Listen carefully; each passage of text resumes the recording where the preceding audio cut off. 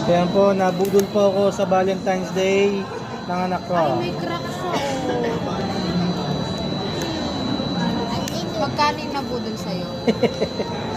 Nabudol ako ng $7.99 And 100. and 100. And 100 this one. Ano yan?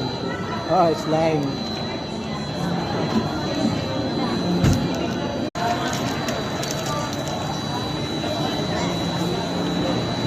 Oh, oh, oh, oh.